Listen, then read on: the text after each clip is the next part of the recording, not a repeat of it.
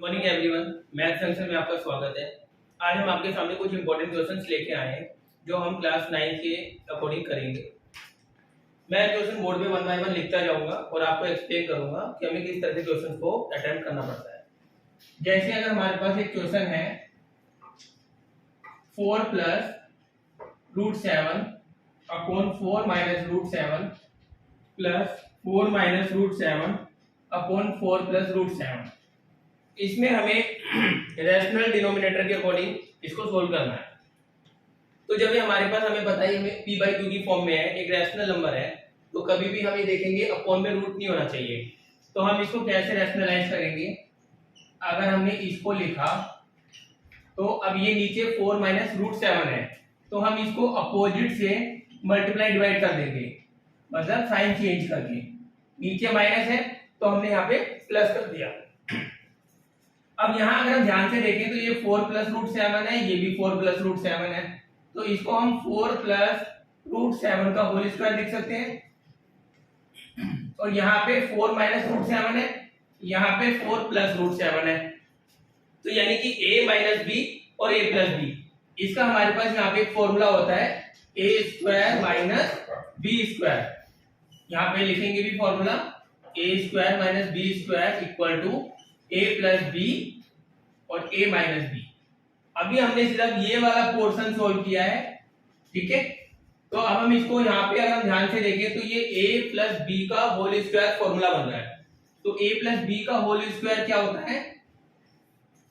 a square plus 2ab plus b square. Solve करेंगे, a की जगह हमारा 4 है, 16 रूट 7 का square 7 plus 2a b upon 16 minus 7। 16 minus 7 कैसे आ गया? 4 का स्क्वायर 16 और रूट 7 का स्क्वायर 7। अब इसको थोड़ा सोल्व कर लेंगे, 16 और 7 23 प्लस 8 रूट 7 अपॉन 16 में से 7 गए 9 आ जाएगा। ये हमारे पास सॉल्यूशन आया है 4 plus root 7 upon 4 minus root 7 का। इसी तरह से अब हम 4 minus root 7 upon 4 plus root 7 इसको भी रैशनलाइज कर लेंगे। ये हमारे पास हो जाएगा 4 माइनस रूट 7 का होल स्क्वायर, ये हो जाएगा 16 माइनस 7। इसको सोल्व कर लेंगे, 16 प्लस 7 माइनस 8 रूट 7। ये कैसे आया? इसमें यहाँ एक फॉर्मूला फिर अप्लाई हो रहा है, a माइनस बी का whole square, a square minus 2ab plus b square upon में 16 माइनस 7 9। इसको थोड़ा सा सोल्व कर लेंगे, 23 माइनस 8 रूट 7 अपॉन 9। अब हम ध्यान से देखें तो हमारे पास पहले वाले को सोल्व करके ये आया था, सेकंड पार्ट को करके ये आया, दोनों के बीच में साइन प्लस का है तो हम इसको प्लस कर देंगे। 23 plus 8 root 7 upon 9 plus 23 minus 8 root 7 upon 9। दोनों का जब हम सोल्व करेंगे एलसीएम लेके, 23 plus 8 root 7 plus 23 minus 8 root 7, ये कैंसिल आउट हो गया, ये हो गया। अब ये हमारे पास एक रैशनल नंबर आया है, अगर ये और सिंपलेस्ट फॉर्म में कट होता तो हम इसको कट कर देते, अदरवाइज हम इसको यहीं रहने देंगे noted.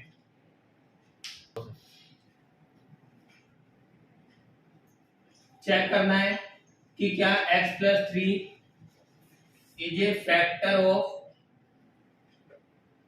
x plus 4 x4 minus plus x square minus 12। ये हमें चेक करके बताना है कि जो x प्लस रूट 3 है वो क्या इसका फैक्टर है। तो ये हमें पता है कि कभी भी कोई किसी का फैक्टर होता है तो वो उसको कंप्लीटली डिवाइड करता है। इसको करने के दो तरीके हैं। फर्स्ट तरीका ये है कि अगर मैं x प्लस रूट 3 को इक्वल टू 0 रख दूं तो इसमें से सबसे पहले हम x की वैल्यू निकाल लेंगे माइनस का रूट 3। अब ये अगर इसको सेटिस्फाई करता, इसका फैक्टर होता, तो यानी कि माइनस रूट 3 यहाँ पे हम x की वैल्यू रखते तो वो उसको भी सेटिस्फाई करता। माइनस रूट 3 की power 4 minus root three square minus 12।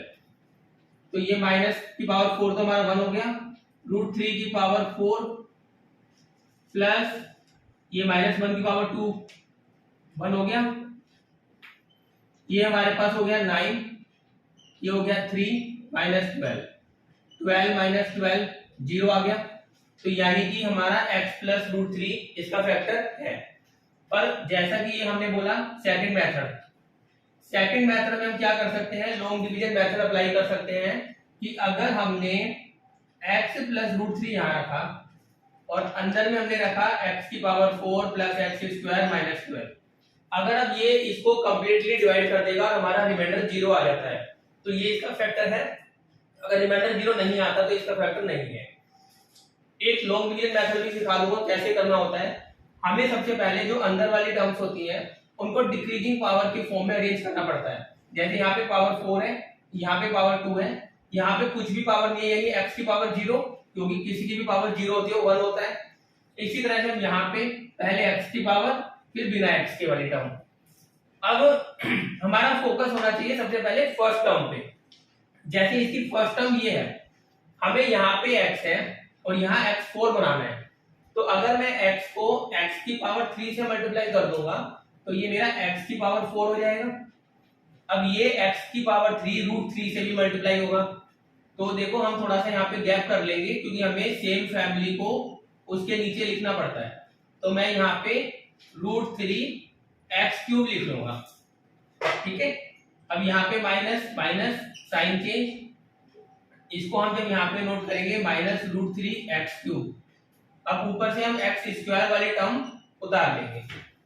हमेशा देखना, ये ध्यान रखने वाली बात है कि पावर 4 के नीचे पावर 4, पावर 2 के नीचे पावर 2, पावर 3 के नीचे पावर 3, ठीक है।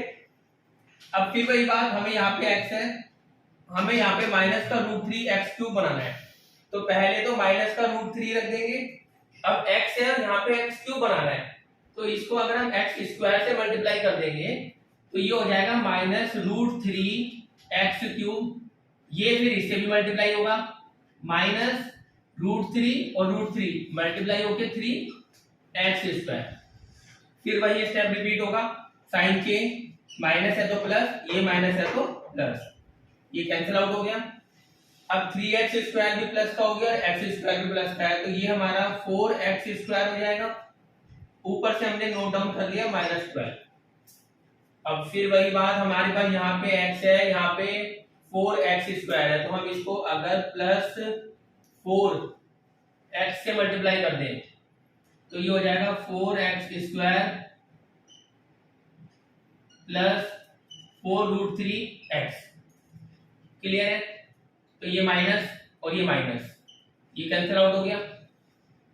अब यहाँ पे हमारे पास है माइनस का 4 रूट 3x, ऊपर ये माइनस का 12 था। यहाँ पे ये बात ध्यान रखने वाली बात है, 4 रूट 3 और 12 आपस में प्लस माइनस नहीं होंगे क्योंकि ये x की फैमिली है, ये बिना x के है।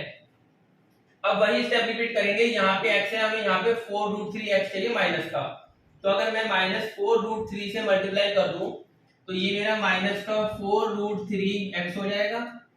अब माइनस 4 रूट 3 जब इससे मल्टीप्लाई होगा तो ये हो जाएगा माइनस, देखो 4, अगर हम थोड़ा सा करके देख लें, अगर बच्चों को करने में दिक्कत हो तो 4 रूट 3 और रूट 3, तो ये 4 तो ये आ गया, रूट 3 मल्टीप्लाई होकर 3 हो जाएगा, तो ये 12, तो यहाँ डायरेक्ट 12 आ जाएगा। फिर साइन चेंज, इसका साइन चेंज, ये कैंसिल आउट, ये कैंसिल आउट, रिमाइंडर 0।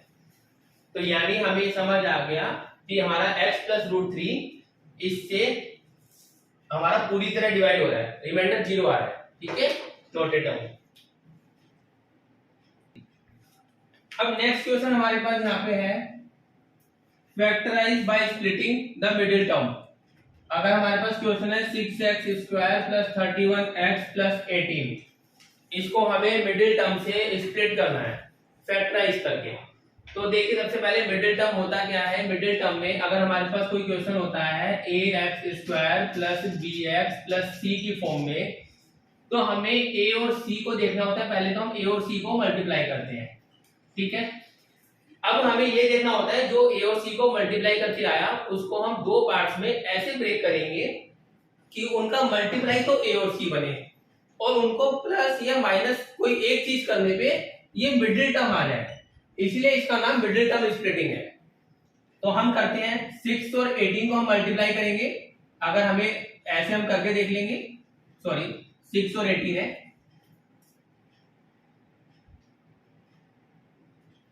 वन 108। अब 108 को हमें इस तरह से ब्रेक करना है कि 31 आ जाए, तो हम इसका एलसीएम ले लेंगे।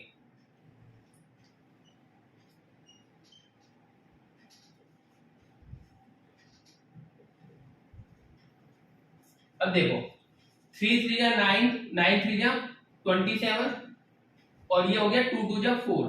तो अगर मैं 27 और 4 को देखूं तो मेरा 108 तो बनेगा, और 27 और 4 को अगर मैं माइनस करूंगा तो 31 नहीं बनेगा। पर अगर मैं 27 और 4 को प्लस करता हूं तो मेरा 31 बन जाएगा। तो यानी मेरा ये पहली बार में कॉम्बिनेशन ठीक आ गया है। अब इसको हम कैसे लिखेंगे, 6x² plus 27x plus 4x plus 18। तो देखो 31 जो है हमारा 27 और 4 दो टर्म्स में ब्रेक हो गया। अब हम इन दो का पेयर ले लेंगे, इन दो टर्म्स का पेयर और इन दो टर्म्स का पेयर। इसको यहाँ पे रफ में करना, लाइन खींच के, ठीक है। इन दोनों में क्या कॉमन आ रहा है डिजिट, हमें पता है 3 कॉमन आ रहा है और एक x कॉमन आ रहा है। अब 3 को हम किससे मल्टीप्लाई करें कि 6 आ जाए, 2 से। x को किससे मल्टीप्लाई करें, x से, प्लस 9 प्लस इन दोनों टर्म्स में क्या कॉमन आ रहा है, 2, तो यहाँ पे भी 2x प्लस 9 आ गया। अब एक चीज ध्यान रखने वाली बात है कि जो दोनों ब्रैकेट्स में आएगा वो हमेशा सेम होना चाहिए। अगर कहीं भी चेंज आ रहा है, माइनस प्लस का साइन गड़बड़ है, तो यानी हमने कहीं गलती करी है। अब इन दोनों को मैं कॉमन ले सकता हूं, तो मेरे पास आ जाएगा 2x प्लस 9 और इसको हम करेंगे तो आ जाएगा 3x प्लस 2। ठीक है, ये तो हमारा क्वेश्चन 3 हो गया। इसके साथ हमें क्वेश्चन और करेंगे, स्टेटमेंट वाला क्वेश्चन है। क्वेश्चन कह रहा है अली टेल्स अमिताभ, तो यानी हमारे पास यहाँ पे दो लोग हैं, अली और अमिताभ। अली कह रहा है अमिताभ से 3 years from now। स्टेटमेंट वाले क्वेश्चन में जितनी स्टेटमेंट बोले उतना हमें काम करते रहना चाहिए। तो जैसे सबसे पहले मैंने अली को मान लिया x और अमिताभ को मान लिया मैंने y। अब कहना है 3 years from now, यानी कि 3 years from now है तो आज से 3 साल बाद। दोनों में ही प्लस होंगे 3 years, और x प्लस 3 हो गया अली और अमिताभ हो गया y प्लस 3।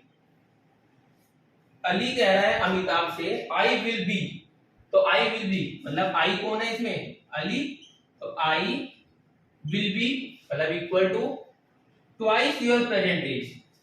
तो ट्वाइस हो जाएगा प्रेजेंट एज। प्रेजेंट एज मतलब कि जो अमिताभ की अभी एज है, वाई। ठीक है, अब ये कह रहा है कि अगर अली की प्रेजेंट एज हमारे पास x थी, अमिताभ की y थी, तो एक लीनियर इक्वेशन बनाओ। सिंपल है हमारे पास लीनियर इक्वेशन, हम थोड़ा सा इसको ax plus by plus c की फॉर्म में कर लेंगे। इसको हम x y को इधर ले आएंगे, प्लस 3 इक्वल टू 0। इसी तरह से हमें क्वेश्चन करना है। देखो वापस समझ लो एक बार, अली और अमिताभ की बात हो रही थी। अली को हमने x मान लिया, अमिताभ को y। 3 years अगो कहता तो हम माइनस करते, हेंस या नाउ कहता तो हम प्लस करते हैं। तो यहाँ गलती बच्चे क्या करते हैं, कई बार अली में प्लस कर देते हैं, अमिताभ में प्लस करना भूल जाते हैं। अब यहाँ स्टेटमेंट में उसने एक बात बोली है कि 3 years from now I will be, मतलब 3 साल बाद मैं हो जाऊंगा कितना, ट्वाइस तुम्हारी प्रेजेंट एज के। अगर ये ट्वाइस कहता तुम्हारी उतनी एज के, तो मैं यहाँ पे भी y प्लस 3 लेता, पर उसने प्रेजेंट एज बोला है, तो यहाँ पे प्रेजेंट एज अमिताभ की y है, इसलिए हमें y लेना पड़ेगा। क्लियर है।